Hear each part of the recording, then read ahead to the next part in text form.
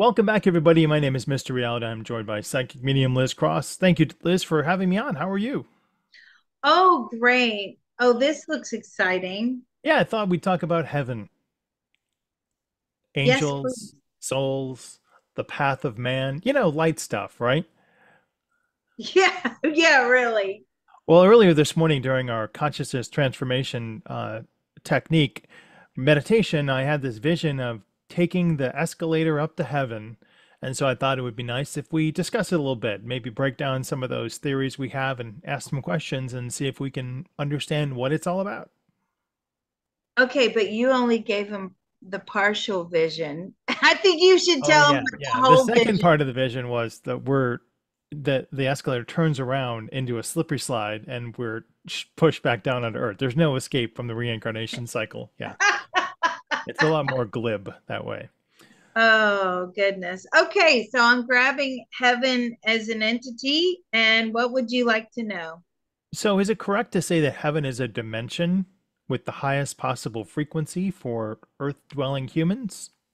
Is the is heaven the highest possible frequency for earth dwelling humans' souls? It just corrected me. It says souls.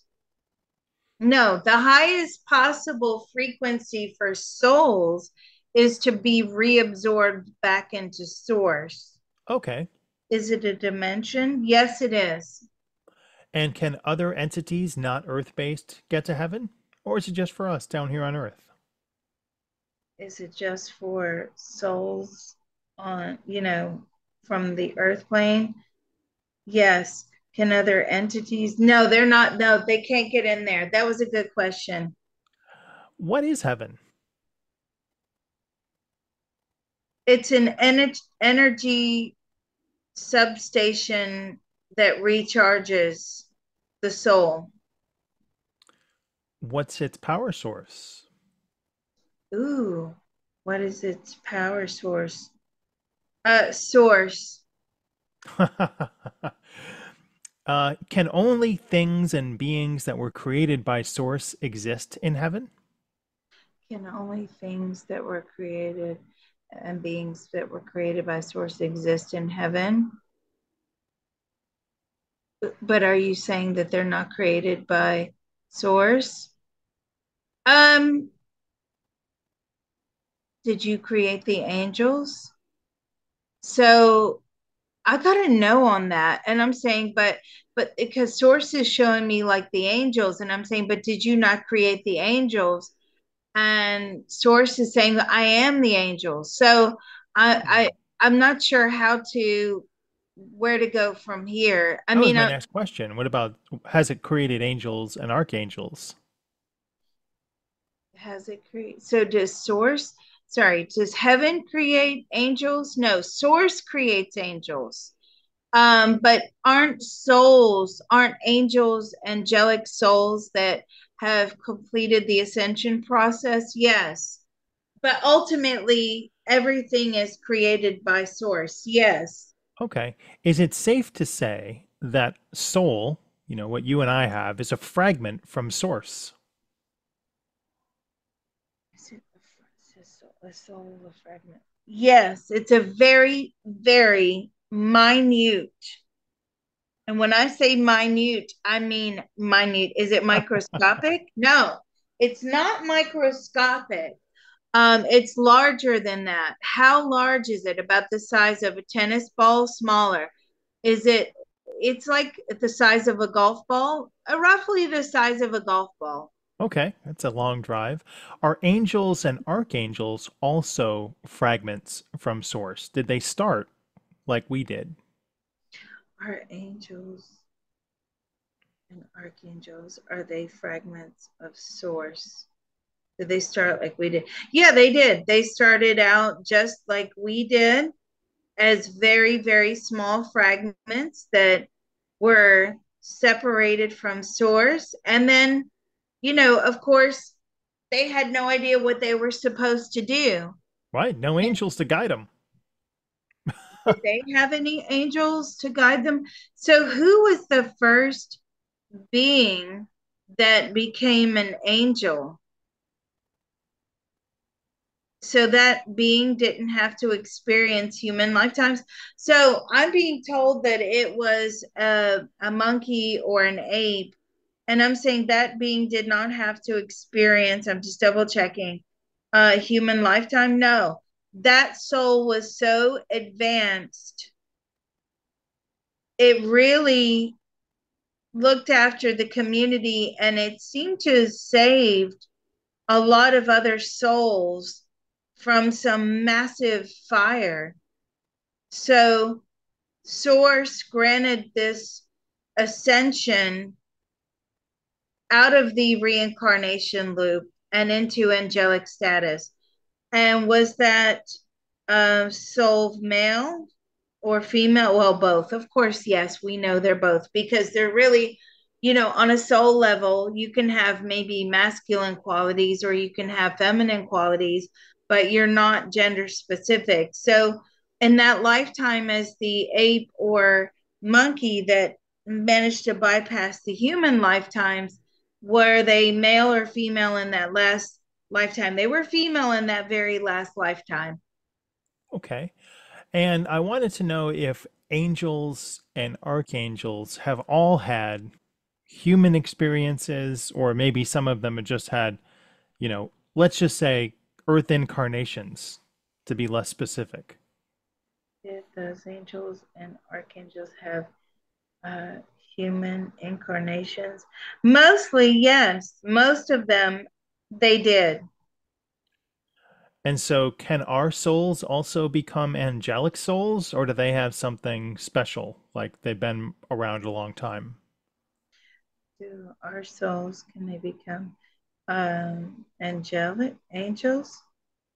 Yes, that's part of the ascension process. So, does every soul that is going through the ascension process become an archangel? Yes, becomes an angel or an archangel. That has the potential to be both. Or do we have other jobs lined up? Some have other jobs lined up, but mostly you go through the angelic realm and then you're reabsorbed back into source once you complete the angelic realm. From Source's perspective, do we have free will? From source's perspective, do we have free will? None whatsoever. And so, how does that change how we should live our lifetime if it's not to get a new free will experience, but to live the path charted out for us? So, but we charted that path. So that's where the free will comes in, is where we make the life path prior to the reincarnations. Now, what came up over the weekend is, and this is the second time I've had this, where a soul basically doesn't trust itself, has lost all motivation in making contracts, making its life path. So it's leaving it up to other souls in the soul family to do so. Now, what I have found is that when this happens, the soul or the person that reincarnates here on the earth plane, not having really made their soul contracts, the soul family made it for them, they actually end up having very miserable lifetimes. They are, heavily abused, and because it wasn't made out of their own sense of self, their own perspective. And so that is something that, you are stuck here on the earth plane with that life path, and you may or may not have designed it yourself. Now that's where the free will comes in. But as we ask God, God says no, there's no free will, because you did not have a choice as to whether or not you wanted to actually separate from source. God made that choice for you, right? Whether you were going to be part of God, you did not have a choice. You were created and you were thrown out into the universe. So there, from his perspective, and of course, as a he is in, just their perspective, maybe that would be better. From source's perspective, no, you don't have free will, because if you had free will, you would stay with source, a part of source, and you would never want to go and really experience this, right? It's much easier to be a part of source. Now, you may have some eager souls that are like, yeah, maybe that part of source is brave or confident or fearless or motivated. There's lots of different emotions attached to each individual piece, but overall, source is saying they would never go, they would never want to separate. Okay, let me just play an advocate here from a different perspective, because I can hear people out there asking this question. So, for Source, the vast majority of humans on this planet have no recollection of their past lives, nor of heaven. No, they're just here to experiment, navigate through life, and learn eventually to ascend. So, how is this any different than giving a 6-year-old the car keys and saying, don't crash? That's a good question. um, how is this different from giving a 6-year-old the car keys and saying don't crash? There really isn't a lot of difference, right? The difference is, though, that as a soul, you belong to source. You actually don't belong to you. You are source. So, whereas if you're talking in the 3D on the earth plane, giving a 6-year-old a set of keys and telling them not to crash, well, then that is not infinite, right? That is finite, because most likely that 6-year-old is going to crash the car, hopefully not killing themselves. But we all know that if it was near a highway, it's probably inevitable that there would sustain some injury or some death. So that individual 3D lifetime is finite. But as a soul, see, source thinks it's a magnificent, that's the word that he just used, magnificent opportunity to really develop and grow that individual part of yourself, and then be able to come back and be reabsorbed. But I'm saying, why do you need us to do that? Like, Yeah. why do you need us to have these experiences as a soul? Because ultimately, those experiences are sources experiences. So source is having the same, are you having the same experience that we are? No, not the same experience, but source is saying, I understand the experience. So, we're like a reality TV experiment, right? Oh God. He thinks that's funny, by the way. Yes, in a way, yes, but the end goal is being reabsorbed, coming home back to source. So a lot of times people think that heaven is going home, right? I'm going home. That's it. I've completed my journey. I'm going home. And that's not it at all. Heaven is, I'm recharging, I'm learning, I'm structuring my next lifetime. A lot of people have these visions of angels playing trumpets and God and being seated on the throne of God. I got that in a CTT session before. Right. And when the person got up there, the soul got to heaven, there was like nobody. It wasn't anything that they thought it would be. Like, where's God? Where's the crown? Where's the throne? Where are the trumpets? Where are the angels? Right? It wasn't like that. What's it look like? What does it look like? Um, so it actually looks very pixelated. Okay. It looks, there's like rolling hills as far as I can see.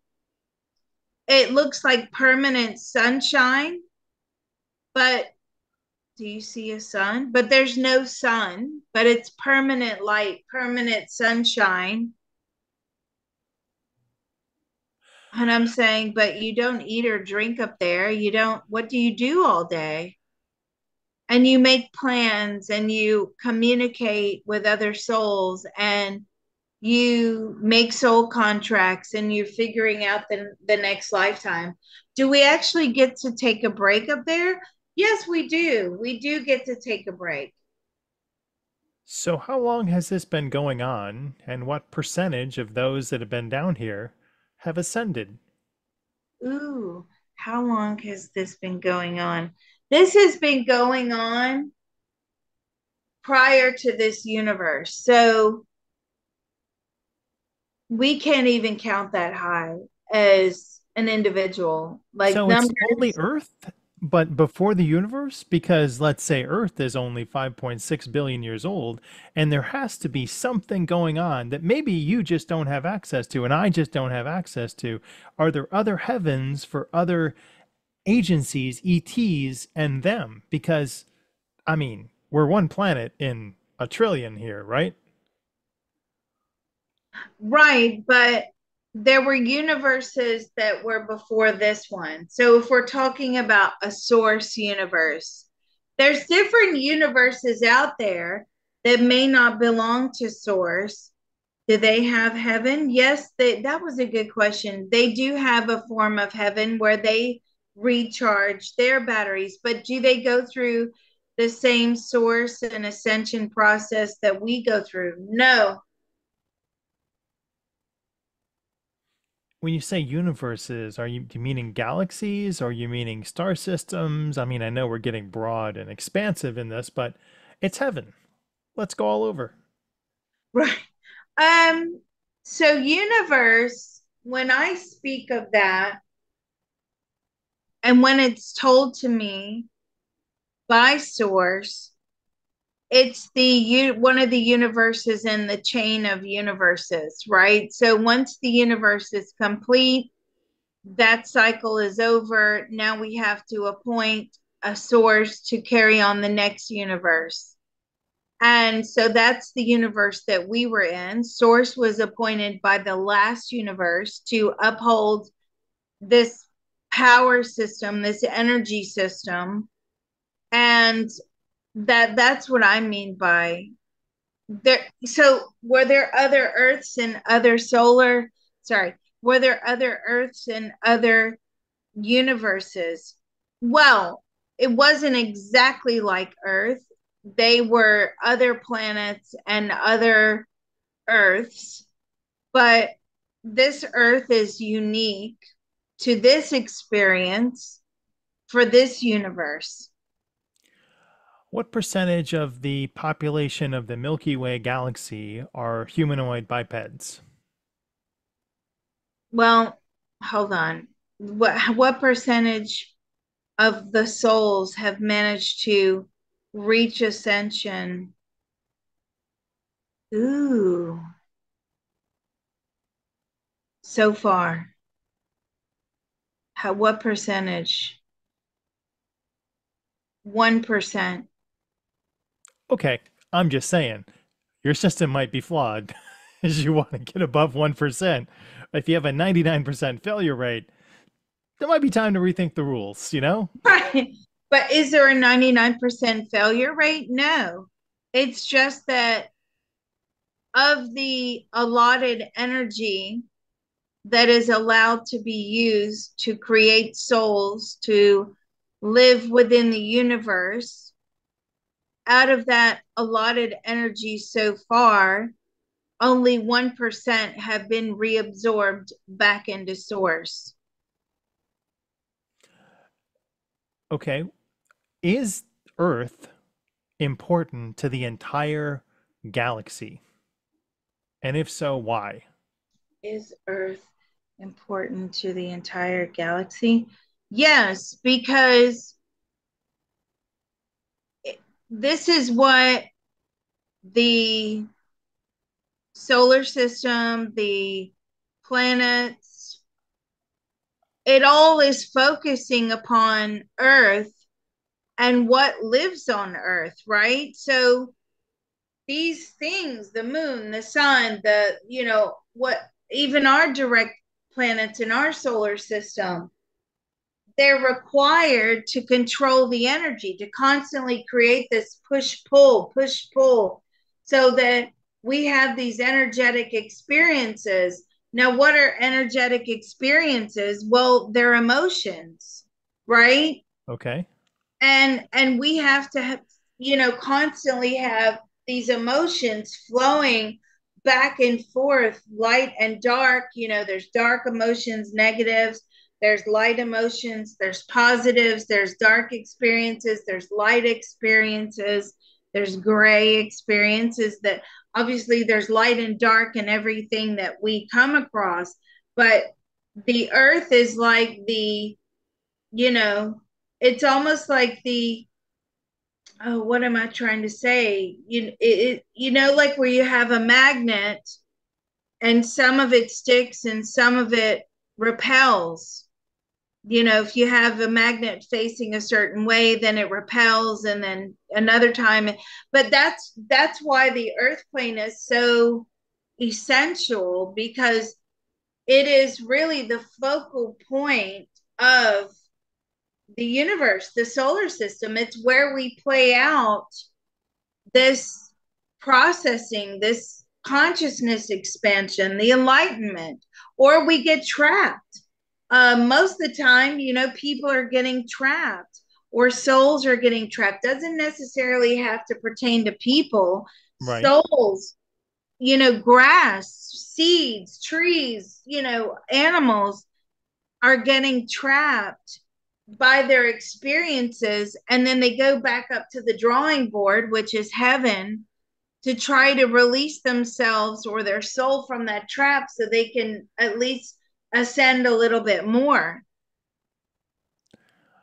All right. Let's just take this to the worst case scenario. Okay. And Earth is wiped out by a meteor like the one that killed the dinosaurs. What impact would that have on the rest of the galaxy? What impact would that have?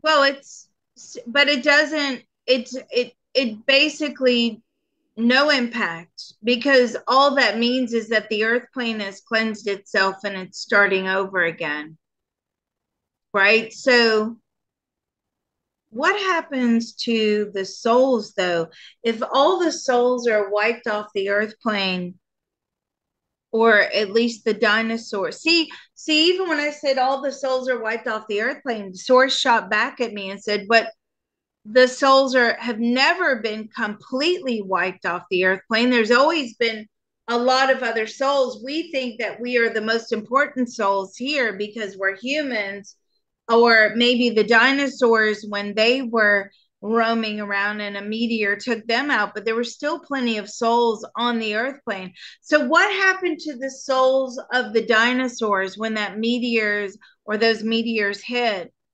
They were recycled back into heaven, and they chose a different species to come down. So why did the dinosaurs need to be wiped out? What was it about the dinosaur, the concept of dinosaurs, that was so flawed? Was it flawed? Yes, it was very flawed. Okay, why did you need to get rid of them? Because Source wanted to start over. But what was it that was wrong with the dinosaurs? Was it they were too large? So there wasn't enough room. Look how many humans have now populated the Earth plane, right? Like 60 billion, I'm going to say, Right. Just imagine if you had 60 billion. over the totality of, I'm not saying now, I'm saying, but from historical, in the last 2.5 million years, there have been roughly 60 to 70 billion humans living on Earth.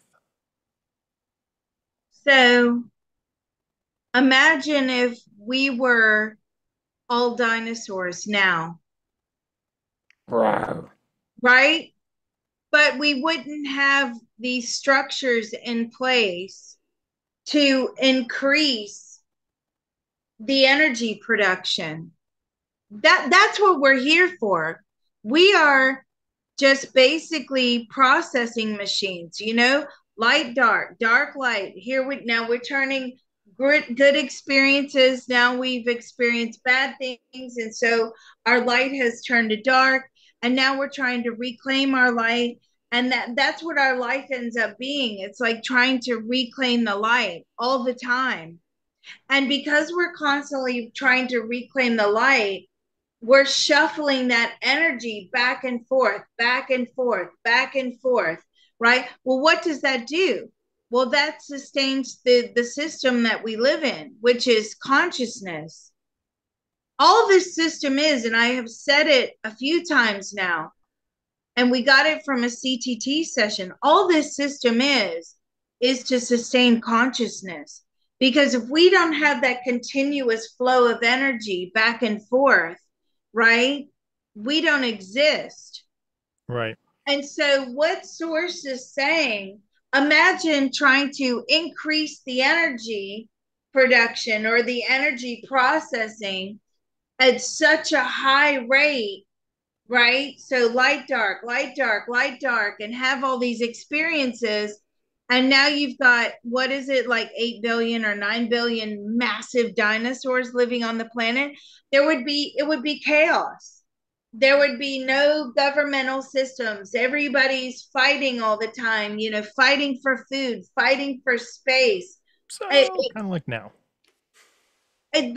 what? Yeah, well, yeah, right, right. But the evolution of consciousness and having this evolution into human consciousness, humans, we eventually managed to take away a lot of those bare bones survivalist instincts to exist in a better, more conducive system, right? I'm not saying it's perfect, but can anybody, all you have to do is study the animal kingdom or take a wild safari or watch even birds fighting over twigs in order to build their nests. I Yeah. mean, it's not an easy, being an animal is not an easy system to live in, unless you're my dog, of course, and then you're just spoiled rotten, and that's that's kind of easy. But